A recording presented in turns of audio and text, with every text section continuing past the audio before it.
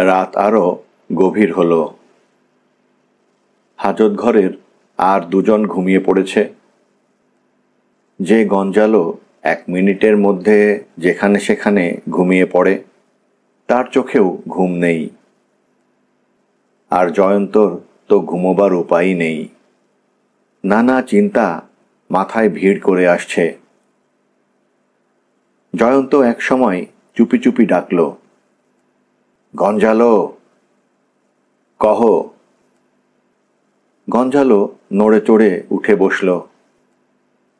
পালানো ছাড়া কোনো উপায় নেই, জয়ন্ত বলল। আমি তাহাই বলিতেছি। চলো, তোমার ক্ষুদ্র গাড়িটা রাখিয়া পালাইয়া যাই। উহু, ওই গাড়ি নিয়েই পালাতে হবে।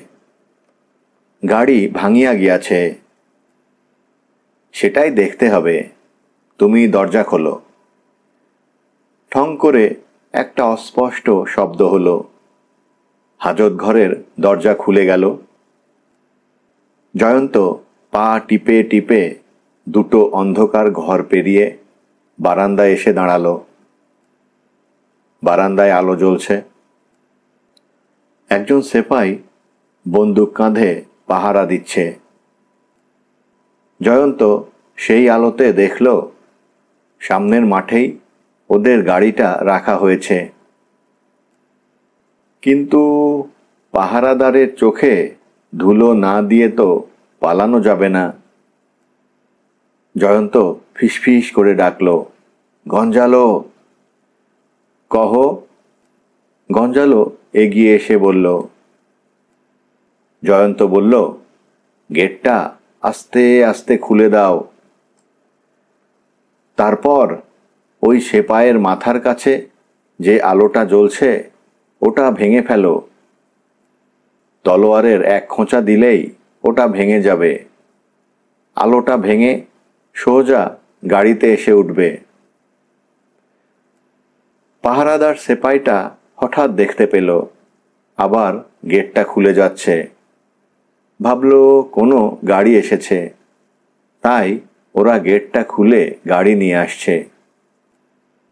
কিন্তু দরজাটা পুরো খুলে গেলেও রাস্তায় কোনো গাড়ি দেখা গেল না।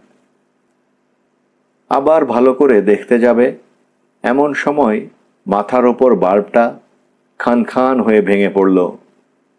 পাহারাদার সেপাইটি অন্ধকারে আর কিছুই দেখতে পেল না। জয়ন্ত এদিকে অন্ধকারে ছুটে এসে স্টেশন ওয়াগনটায় উঠল। পকেট থেকে চাবি বের করল। ও তখন ভয়ে উৎকণ্ঠায় দরদর করে ঘামছে। কি হয়, কি হয়? যদি গাড়ি স্টার্ট না নেয়? গাড়িটা একবার নড়ে উঠল। জয়ন্ত বুঝল গঞ্জালো গাড়িতে উঠল। এবার স্টার্ট নেওয়া। জয়ন্তর হাতটা থরথর করে কাঁপছে। চাবি ঘোরাতেই ইঞ্জিন গড়গড় শব্দে স্টার্ট নিল। জয়ন্ত আনন্দে প্রায় চিৎকার করে উঠেছিল। গাড়ির ইঞ্জিনের শব্দ কানে যেতেই পাহারাদার সেপাইটি বুঝল গাড়ি করে কেউ পালাচ্ছে। সে এ রামদেও, হীরা সিং বলে চিৎকার করে ডাকতে লাগলো। আবার ঘরে ঘরে আলো জ্বলে উঠেছে। সবাই বারান্দায় ছুটে এলো। কিন্তু ততক্ষণে অন্ধকারের মধ্যে জয়ন্তদের গাড়ি থানার চৌহদ্দি ছাড়িয়ে রাস্তায় এসে পড়েছে। জয়ন্ত থার্ড গিয়ার টেনে চূড়ান্ত স্পিড দিল। গাড়ি চলল ঝড়ের গতিতে। জয়ন্ত গাড়ির হেডলাইট জ্বালতে গিয়ে দেখল হেডলাইট জ্বলছে না। তার মানে হেডলাইট দুটো গেছে। সামনের বাঁ দিকের চাকাটাও নড়বড় করছে। চাকাটা বেশি স্পিড সহ্য করতে পারবে না, হয়তো ছিটকে বেরিয়ে যাবে। জয়ন্ত স্পিড কমালো। গাড়ি ততক্ষণে ডায়মন্ড হারবার রোড ধরে অনেকটা এসে পড়েছে। গাড়িটা যখন পলাশগড় স্কুলের গেটের সামনে এসে দাঁড়ালো তখন প্রায় ভোর হয়ে এসেছে। জয়ন্ত গাড়ি থেকে নেমে কয়েকবার শিবচরণের নাম ধরে ডাকল।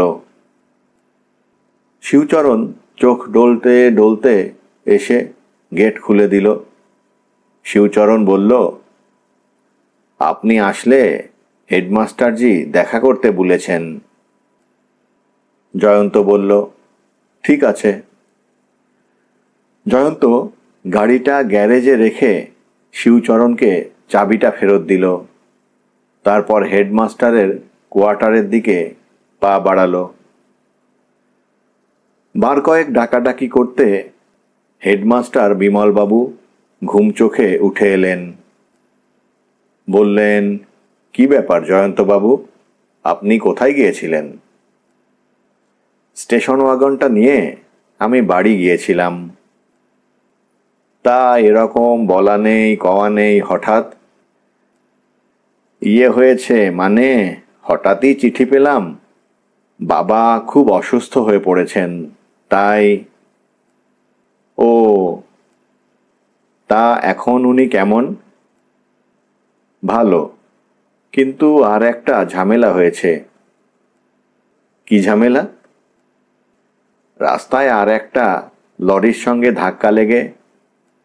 না না, তেমন কিছু ধাক্কা নয়, তবে কি হয়েছে? আমাদের গাড়িটা একটু জখম হয়েছে। হেডলাইট দুটো ভেঙে গেছে আর একটা চাকা নড়বড়ে হয়ে গেছে। মুশকিলে ফেললেন। এখন মেরামতির খরচা তো। না না, সেসব আমিই দেব। বিকেলেই গাড়িটা মেরামতির জন্যে দিয়ে আসব। বেশ, চলি স্যার। জয়ন্ত কোয়ার্টারে ফিরে এলো। যাক, একটা ঝামেলা কাটানো গেল। কিন্তু গঞ্জালো, ওকে কাঁধ থেকে নামাবো কি করে? পরদিন জয়ন্ত ঘুম থেকে উঠে দেখল বিছানা খালি, গঞ্জালো নেই। দেখল তলোয়ারের খাপটাও দেয়ালে ঝোলানো নেই। যাক, বাঁচা গেছে, হারমাতটা চলে গেছে। জয়ন্ত নিশ্চিন্ত হলো। কিন্তু কোথায় কি? একটু বেলা হতেই গঞ্জালো এসে হাজির, হাতে রসগোল্লার হাড়ি। অনবরত খেয়ে চলেছে, একটার পর একটা। জয়ন্ত লক্ষ্য করল গঞ্জালোর কোমরে খোলা তলোয়ার ঝুলছে, খাপটা নেই। ওটা আবার কোথায় রেখে এলো? একবার জিজ্ঞেস করবে ভেবেও জয়ন্ত জিজ্ঞেস করল না। নিশ্চয়ই কোথাও লুকিয়ে রেখে এসেছে। পলাশগড়ে বেশ জমজমাট রথের মেলা বসে। উল্টো রথের দিন পর্যন্ত মেলা চলে। চৌরাস্তার মোড়েই রথতলা, সামনেই মাঠ। সেই মাঠেই প্রতি বছর মেলা বসে। খাবারের দোকান, দা, কুড়ুল, বঁটি, কোদাল, কাঁচির দোকান, কত রকমের যে দোকান বসেছে। আর এসেছে মৃত্যুকূপ, দেহহীন মুন্ডু কথা বলছে, পুতুল নাচছে, গান গাইছে। কয়েকজন মাস্টারমশাইয়ের সঙ্গে জয়ন্তও এলো মেলা দেখতে। সঙ্গে যথারীতি গঞ্জালোও রয়েছে। বেলফুলের মতো আতরের গন্ধ বেরোচ্ছে ওর গা থেকে। অন্য মাস্টারমশাইরা রয়েছেন। জয়ন্ত ওকে মানাও করতে পারল না। ঘুরে ঘুরে মেলা দেখতে দেখতে সন্ধে হয়ে গেল। এবার ফেরা। গঞ্জালো এতক্ষণ গাদা গাদা পাঁপড় ভাজা খেয়েছে, রসগোল্লা, পান্তুয়ার হাঁড়ি সাবার করেছে। জয়ন্ত না পারছে এসব সহ্য করতে, না পারছে কিছু বলতে। গঞ্জালো যখন এক হাঁড়ি দই চুরি করে নিয়ে এলো, তখন আর জয়ন্ত সামলাতে পারল না। দাঁত চেপে ধমক দিল, গঞ্জালো, বেশি বাড়াবাড়ি করো না। একজন মাস্টার মশায়ের কানে গেল কথাটা। তিনি বললেন, কি হয়েছে জয়ন্ত বাবু? জয়ন্ত সাবধান হলো, বলল, না কিছু না। ফেরার পথে একটা দোকান পড়ল, খুব আলো টালো দিয়ে সাজিয়েছে। তাকগুলোতে পরপর সাজানো টেবিল ঘড়ি, ট্রানজিস্টার, ইলেকট্রিক ইস্ত্রি, চায়ের সেট, এসব কিছু দামি দামি জিনিস। তাছাড়া রয়েছে ব্লেড, সিগারেট, সাবান, দেশলাই, এসব কম দামি জিনিস। একজন মুখটা মাইকের সামনে নিয়ে চেঁচাচ্ছে, আসুন আসুন, লাক ট্রাই করুন, 1 পয়সায় ঘড়ি, রেডিও, ইস্ত্রি নিয়ে যান। বেশ ভিড় হয়েছে দোকানটার সামনে। ভিড় ঠেলে জয়ন্তও ঢুকলো। দেখা গেল একটা লোক চেয়ারে বসে আছে। সামনের টেবিলের ওপর ঘড়ির ডায়ালের মতো গোল একটা জিনিস। তাতে নম্বর দেওয়া 1 থেকে 20 পর্যন্ত। মাঝখানে একটা কাঁটা। 1 টাকার টিকিট কিনে কাঁটা ঘুরিয়ে দাও। যে নম্বরে গিয়ে ঠেকবে সেই নম্বরে জিনিস পাবে। জয়ন্তরা কিছুক্ষণ দেখল। আশ্চর্য এই যে ঘড়ি, ট্রানজিস্টরের নম্বর কারোরই উঠছে না। কাঁটা গিয়ে দাঁড়াচ্ছে এমন সব নম্বরে যে পাচ্ছে শুধু একটা বাজে সিগারেটের প্যাকেট, নয়তো চকোলেট অথবা সস্তা সাবান। লোকের ভিড় বেড়েই চলেছে। টিকিট কাটছে, কাঁটা ঘোরাচ্ছে, যদি ভালো একটা কিছু লেগে যায়। কিন্তু কপালে জুটছে দেশলাই, নয়তো সস্তা ব্লেডের প্যাকেট। খেলা চলছে। হঠাৎ জয়ন্ত দেখল যে গঞ্জালো ঘড়ির নম্বর আঁকা টেবিলটার নিচে ঢুকেছে। জয়ন্ত অবাক। গঞ্জালো নিশ্চয়ই একটা কাণ্ড বাঁধাবে। ও গঞ্জালোকে ডাকতে যাবে, তার আগেই গঞ্জালো বেরিয়ে এলো। জয়ন্তকে একপাশে সরে আসতে ইঙ্গিত করল। জয়ন্ত ভিড় ছেড়ে বেরিয়ে এলো। জিজ্ঞেস করল, কি ব্যাপার? গঞ্জালো টেবিলের সামনে বসা লোকটাকে দেখিয়ে বলল, ওই লোকটা অসৎ। কি করে বুঝলে? ওই লোক পায়ের আঙুলের সহিত তার বাঁধিয়া রাখিয়াছে, সেই তার কাঁটার সহিত আটকাইয়া রাখিয়াছে। আঙুল দ্বারা তার টানিলেই কাঁটা থামিয়া যায়। সে যেখানে খুশি কাঁটা থামাইয়া দিতে পারে। জয়ন্ত অবাক হয়ে গেল। ও, তাহলে এই ব্যাপার। এই জন্যেই কাঁটা দামি জিনিসের নম্বরে থামছে না। হঠাৎ ও দেখল গঞ্জালো কোমর থেকে তলোয়ার খুলছে। সর্বনাশ, খুনটুন করবে নাকি? জয়ন্ত ওকে বাধা দিতে গেল। গঞ্জালো গোঁফদাড়ির ফাঁকে হাসল। নির্ভয় হও, দেখো কি করি। খেলা তখনও চলছে। লোকের ভিড় বেড়েই চলেছে। কাঁটা ঘুরছে, কিন্তু কারো ভাগ্যেই ভালো জিনিস উঠছে না। যে লোকটা চেয়ারে বসেছিল সে হঠাৎ কেমন উসখুস শুরু করল। আর তখনই একজনের ঘোরানো কাঁটা 10 নম্বরে থামল। তার মানে টেবিল ঘড়িটা। সেই লোকটা টেবিল ঘড়ি বগলে নিয়ে নাচতে লাগলো। বোধহয় আগে বেশ কিছু টাকা জলে গেছে। এবার অন্য একজন কাঁটা 15 নম্বরে এসে ঠেকল। তার মানে ট্রানজিস্টার সেট। সেও খুশিতে আত্মহারা।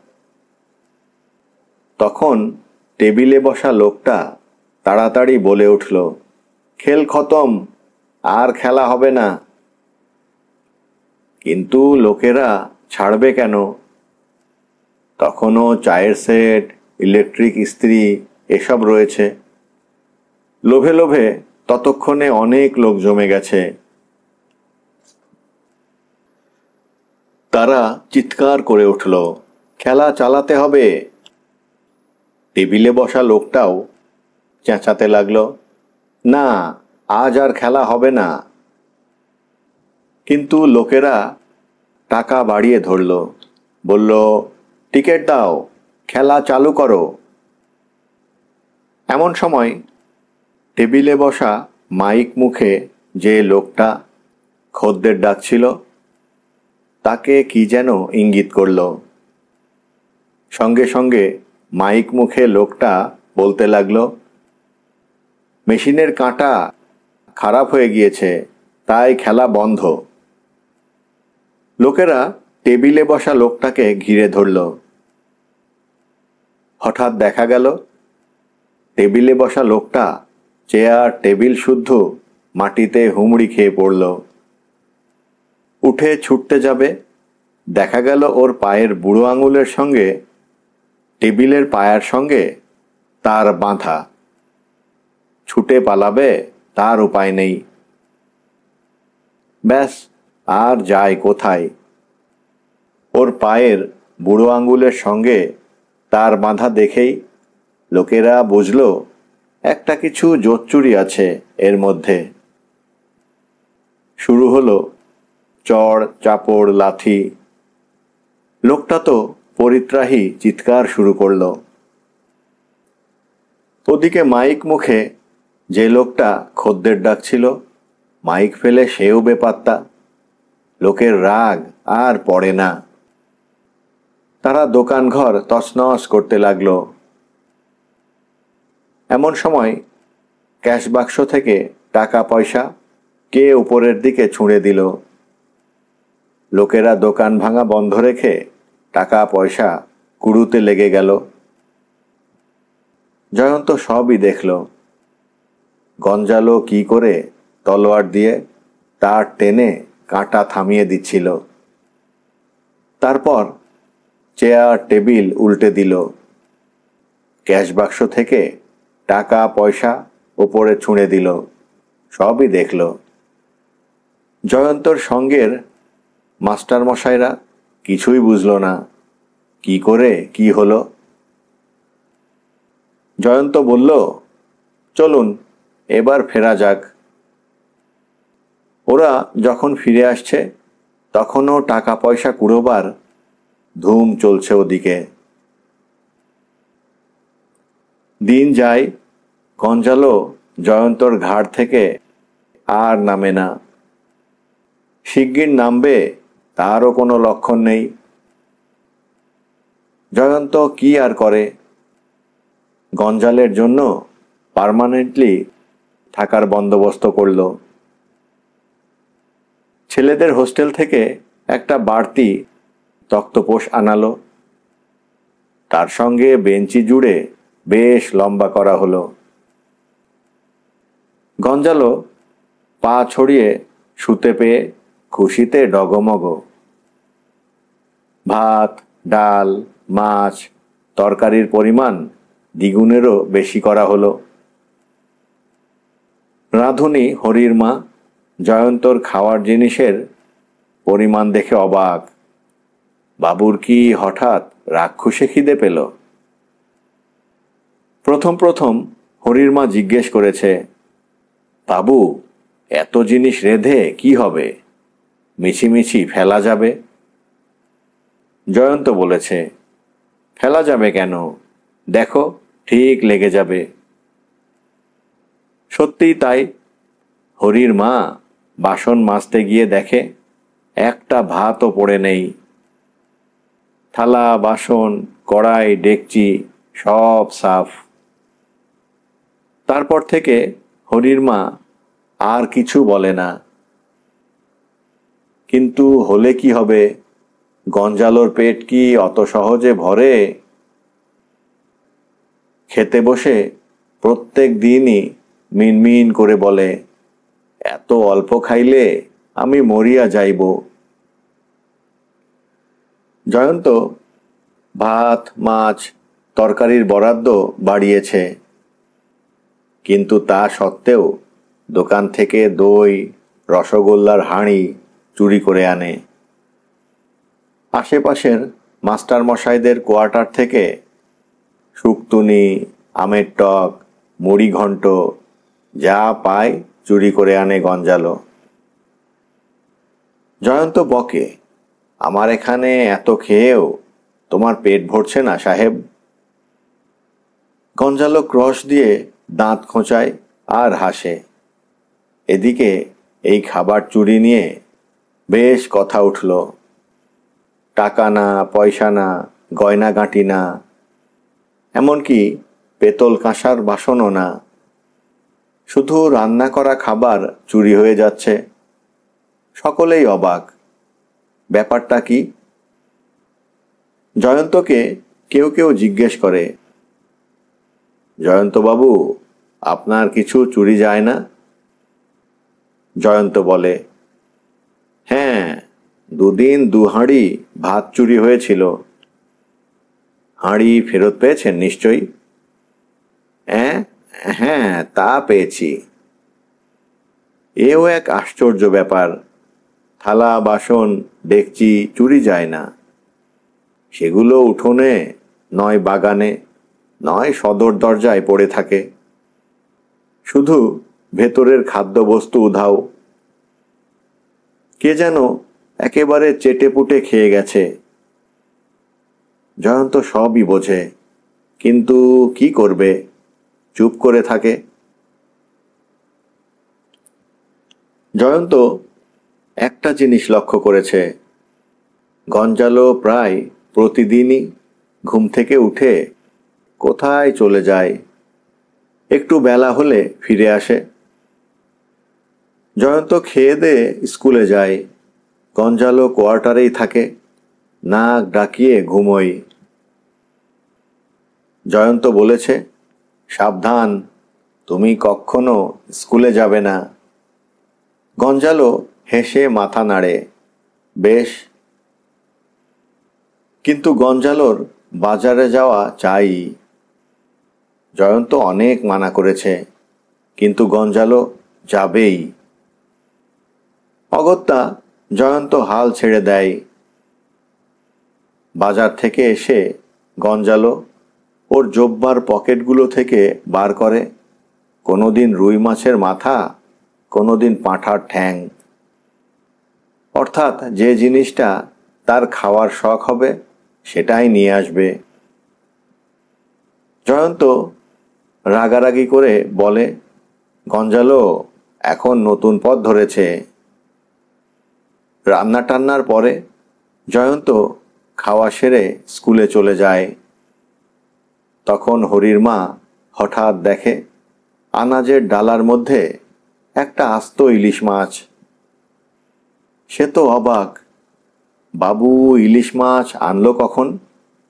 বাবু তো এনেছিল কাটা রুই। হরির মা আবার কি করবে? নিভন্ত উনুন আবার ধরায়, ইলিশ মাছ ভাজে, ঝোল করে, রাত্রিরের জন্যে রেখে দেয়। ইলিশ মাছের সবটাই যায় গঞ্জালোর পেটে। জয়ন্ত জানতেও পারে না কিছু। এর মধ্যে একদিন গঞ্জালো ধরে পড়ল, জয়না তো, আমি তোমার স্কুলে যাইব। গঞ্জালো জয়ন্ত উচ্চারণ করতে পারে না, ডাকে জয়নাথ বলে। জয়ন্ত খেপে গেল, না, তুমি স্কুলে যাবে না। সেখানে গিয়ে আবার কি কাণ্ড করবে? কিন্তু কে শোনে কার কথা? জয়ন্ত যখন স্কুলে যাচ্ছে তখন গঞ্জালোও ওর পেছনে পেছনে চলল। জয়ন্ত সারা রাস্তা বকতে বকতে গেল, কিন্তু গঞ্জালো নির্বিকার। স্কুলের মাঠ পেরিয়ে স্কুল বাড়ির দিকে যখন জয়ন্ত যাচ্ছে, তখন হেডমাস্টার মশাই তাঁর দোতলার ঘর থেকে জানালা দিয়ে দেখলেন মাঠ দিয়ে জয়ন্ত আসছে। তার এক পা আসছে, আবার থেমে পেছনে কাকে কি বলছে। মাটিতে পা ঠুকে বকছে, কখনো হাত জোড় করে অনুনয় করছে। অথচ আশ্চর্য, জয়ন্তর পেছনে কেউ নেই। হেডমাস্টার মশাই এর আগে শুনেছেন যে জয়ন্ত নাকি একা একা কথা বলে, কাকে যেন ধমকায়, আবার কখনো কাকুতি মিনতি করে।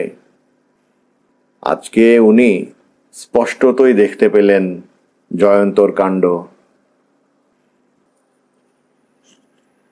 জয়ন্ত টিচার্স রুমে সবে এসে বসেছে। বেয়ারা এসে বলল, আপনাকে হেডমাস্টার সাহেব ডাকছেন। জয়ন্ত ভাবল, দুদিন পরেই ইন্টার স্কুল টুর্নামেন্টের খেলা, হয়তো সেই ব্যাপারেই কিছু বলবেন। জয়ন্ত গিয়ে দাঁড়াতেই হেডমাস্টার বিমলবাবু বললেন, জয়ন্তবাবু, আপনার শরীর টরীর ভালো আছে তো? জয়ন্ত অবাক, হঠাৎ শরীর ভালো আছে কি না জিজ্ঞেস করছেন কেন? সে বলল, না স্যার, আমি ভালোই আছি। মানে একটু আগে আপনি মাঠ পেরিয়ে আসছিলেন। হ্যাঁ। কার সঙ্গে কথা বলছিলেন তখন? জয়ন্ত বুঝল বিপদ। তার মানে গঞ্জালোর সঙ্গে যখন কথা হচ্ছিল, তখন উনি জানালা দিয়ে দেখেছেন। জয়ন্তর মাথায় দ্রুত বুদ্ধি খেলে গেল। বলল, পার্ট মুখস্থ করছিলাম। কিসের পার্ট? আগে থিয়েটারের পার্ট। কলকাতায় আমাদের পাড়ায় থিয়েটার হবে, তারই পার্ট। বোঝা গেল উত্তর শুনে খুব খুশি হলেন না হেডমাস্টার মশাই। বললেন, যাকগে, যে জন্যে ডেকেছি। কি মনে হয় আপনার, আমাদের ছেলেরা এবার বীরেন্দ্রনাথ ট্রফি জিতবে? মানে মাস দুয়েক এসেছি, কয়েকটা খেলা মাত্র দেখেছি। তা থেকে কি মনে হচ্ছে আপনার? আমাদের ডিফেন্স ভালো, কিন্তু ফরওয়ার্ড লাইন দুর্বল। আমাদের ভালো স্কোরার নেই। তুলনায় ব্রজনাথ স্কুলের ফরওয়ার্ড ভালো। তবে আমাদের লেফট ইন তপন যদি সুযোগ কাজে লাগাতে পারে, তবে গোল হবে। এ কটা দিন ওদের একটু তালিম দিন। ঠিক আছে স্যার। জয়ন্ত টিচার্স রুমে ফিরে এসে একটা নোটিশ লিখল। ছেলেদের নাম দিয়ে নোটিশটা ক্লাসে ক্লাসে পাঠালো। 4টের পর যারা খেলবে তাদের মাঠে হাজির হতে বলা হলো। নোটিশ লিখতে লিখতে জয়ন্ত টেরা চোখে দেখল গঞ্জালো টিচার্স রুমের কোনায় বেঞ্চিতে বসে বাদাম ভাজা খাচ্ছে। নিশ্চয়ই স্কুলের সামনের বাদাম চানাচুরের দোকান থেকে চুরি করে এনেছে। 5th পিরিয়ডে জয়ন্ত ক্লাস 7-এ গেল। আগের দিন ফুটবল মাঠের নকশা আঁকতে দিয়েছিল। আজকে ওদের সেটা নিয়ে আসার কথা। আজকে সেটাই বোর্ডে এঁকে ভালো করে বোঝাতে হবে। সময় থাকলে ফুটবলের কিছু নিয়মকানুনও শেখাবে। ক্লাসে ঢুকে দেখল টেবিলে অনেক খাতা জমা পড়েছে। জয়ন্ত খাতাগুলো দেখল। একদিনের পড়ায় ছেলেরা মোটামুটি নির্ভুল নকশা আঁকতে পেরেছে। খাতা সই হয়ে গেলে জয়ন্ত বোর্ডে ফুটবল মাঠের নকশা আঁকল। ছেলেদের দিকে তাকিয়ে বোঝাতে গেল। দেখল মূর্তিমান গঞ্জালো লাস্ট বেঞ্চে বসে আছে। বেটা হারমাদের পো ক্লাস পর্যন্ত ধাওয়া করেছে, কিন্তু কিছু বলার নেই। একটু আগেই হেডমাস্টার মহাশয়ের নজরে পড়েছে সব। শেষে লোকে ওকে পাগল ঠাউরাবে। কাজেই থাক বেটা বসে। জয়ন্ত বোঝাতে লাগলো সেন্টারের বর্ডার কয়টা, পেনাল্টি বক্সের মাপ কি, গোলপোস্টের উচ্চতা কতটা। তারপর হ্যান্ডবল, ফাউল এসবের নিয়মও সংক্ষেপে বোঝালো। এমন সময় একটি ছেলে উঠে দাঁড়িয়ে বলল, অফসাইডের নিয়ম কি স্যার? জয়ন্ত ছেলেটির বুদ্ধির প্রশংসা করল। বলল, খুব ভালো প্রশ্ন করেছ। ফুটবল খেলার সবচেয়ে গুরুত্বপূর্ণ সিদ্ধান্ত হলো অফসাইডের সিদ্ধান্ত। এটা আমি সামনের দিন ভালো করে বুঝাবো। ততক্ষণে বেল পড়ে গেছে। জয়ন্ত ক্লাস ছেড়ে টিচার্স রুমের দিকে চলল। বারান্দা দিয়ে যাবার সময় জয়ন্ত বুঝল গঞ্জালো ওর পেছনে পেছনেই আসছে। সেই বেলফুলের মতো আতরের গন্ধ। গঞ্জালো পেছনে যেতে যেতে ডাকল, যায় না তো? জয়ন্ত কোনো উত্তর দিল না। গঞ্জালো আপন মনেই বলতে লাগলো, এই খেলা খুব মজার খেলা, আমাকে শিখাইবে? জয়ন্ত দাঁত চাপা স্বরে বলল, জাহান্নামে যাও। বিকেলে খেলার মাঠে অনুশীলন শুরু হলো। জয়ন্তও খেলতে নামল। খেলা বেশ জমে উঠল। ছাত্রদের ভিড়ের মধ্যে গঞ্জালো বসে আছে গোলপোস্টের ধার ঘেঁষে।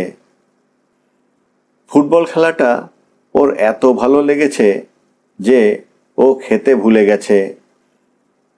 গোল হলে গঞ্জালো খুব উৎসাহের সঙ্গে লাফাতে লাগলো। পরের দুদিনও সকালবেলা অনুশীলন চলল। গঞ্জালো ঠিক মাঠে হাজির থেকেছে। চোখ বড় বড় করে খেলা দেখেছে। 2-3 দিন খেলা দেখেই ও খেলার নিয়ম বেশ বুঝে গেল। বল নিয়ে কেউ গোলের কাছে গেলেই ও দুহাত তুলে চিৎকার করেছে, উৎসাহ দিয়েছে। তবে সেই চিৎকার কারো কানেই যাচ্ছে না। সেদিন শনিবার ফাইনাল খেলা। স্কুলে ক্লাস একরকম হলোই না। 3rd পিরিয়ডেই ছুটি হয়ে গেল। ছেলেরা সব মাঠের দিকে ছুটল। ভালো জায়গায় বসতে হবে। পলাশগড়ের লোকজনও বহু এলো। বেশ ভিড় হলো মাঠে। মাঠে একটা মঞ্চ মতো করা হয়েছে। বিডিও সাহেব এলেন। তিনি বিজয়ী স্কুলকে ট্রফি তুলে দেবেন।